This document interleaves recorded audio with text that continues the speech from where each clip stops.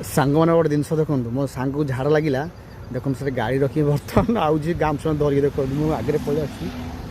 ଏ ହେଉଛି କାଠଯୋଡ଼ି ନଦୀ ଦେଖନ୍ତୁ, ଦେଖାଯାଉନି ଆମେ ତଳୁ ଯେଉଁ ଦେଖୁଛି ଆପଣଙ୍କୁ ହେଲା। କାଠଯୋଡ଼ି ନଦୀ ଆସୁଛୁ କାର୍ ନେଇକି ଝାଡ଼ା, କଟକ କାଠଯୋଡ଼ି ନଦୀ ଦେଖନ୍ତୁ ସେ ଆସୁଛି ଦେଖୁଛି ଦେଖନ୍ତୁ। ଆଉଛି ଗାମୁଛା ଧରି ଝାଡ଼ା ଜୋଳି ଦେଖନ୍ତୁ। ଏଇଠି ରାସ୍ତାରେ ଦେଖି ଚାଲ ହେଲା। ଭୁବନେଶ୍ୱର ଯଦି କଟକ ଝାଡ଼ା ଆସିବ, ଭୁବନେଶ୍ୱରରୁ କଟକ ଝାଡ଼ା ଦେଖି ଚାଲ, ଗୋଡ଼ ଖସିବ। ହଁ ଆଚ୍ଛା ଆଚ୍ଛା